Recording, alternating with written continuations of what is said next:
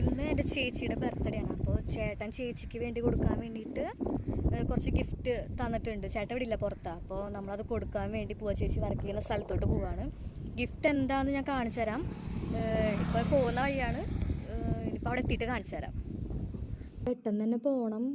ഏകദേശം ഇപ്പോൾ ഒരു 3 മണിയൊക്കെ ആയിട്ടുണ്ട്. രാവിലെ ഒരു 11 മണിയൊക്കെ ആകുമ്പോൾ ഇറങ്ങാമെന്ന് വെച്ചതാണ്. അന്നേരത്ത് പോകാൻ പറ്റിയില്ല, കുറച്ച് പരിപാടി ഉണ്ടായിരുന്നു, നേരം വൈകി. ഇനി ചേച്ചിക്ക് ഫ്രീ ടൈം നോക്കിയിട്ട് വേണം നമുക്ക് അങ്ങോട്ട് എത്താൻ വേണ്ടിയിട്ട്. ചേച്ചിക്ക് ആ കൂടി വളരെ കുറച്ച് സമയം കിട്ടാറുള്ളൂ. ഇടയ്ക്കിടയ്ക്ക് അവൾ ഫ്രീ ആവാറുള്ളൂ. ഭാഗ്യം ഉണ്ടെങ്കിൽ വേഗം കിട്ടും.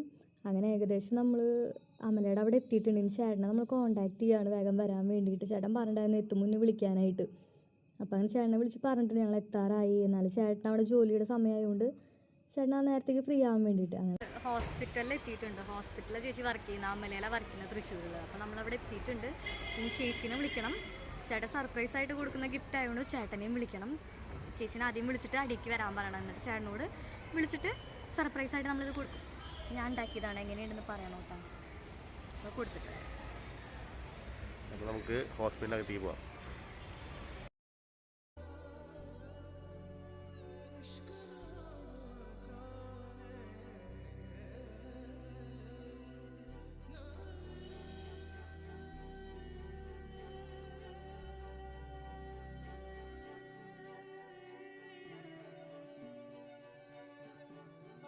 ഹോസ്പിറ്റലിൽ നല്ല തിരക്കാണ്. അപ്പോൾ ചേച്ചി എന്തായാലും ഒരു 10 മിനിറ്റ് കഴിഞ്ഞിട്ടേ വരുള്ളൂ. അപ്പോൾ എന്തായാലും കുറച്ച് നേരം പോസ്റ്റാണ്, ചായ കുടിച്ചിരിക്കാം ഇവിടെ. അത് ചേച്ചി ഇങ്ങോട്ട് വരാമെന്ന് പറഞ്ഞിട്ടുണ്ട് 10 മിനിറ്റ് കഴിയുമ്പോൾ.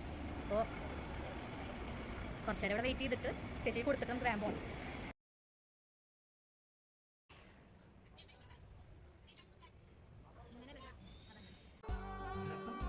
അങ്ങനെ അവൾ എത്തിയിട്ടുണ്ട്.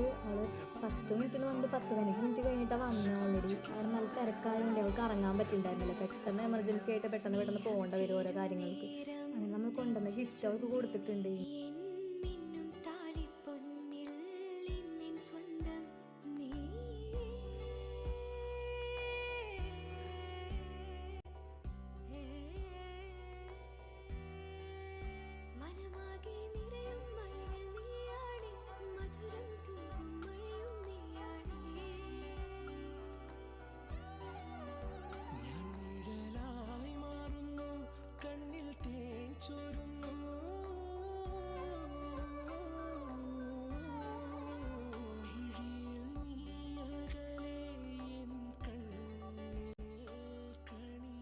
അപ്പോൾ ഗിഫ്റ്റൊക്കെ കൊടുത്തിട്ടുണ്ട്. അധികം നേരം നമുക്ക് ഇവിടെ ഇരിക്കാൻ പറ്റില്ല, തിരക്കുള്ള കാരണം കൊണ്ട്.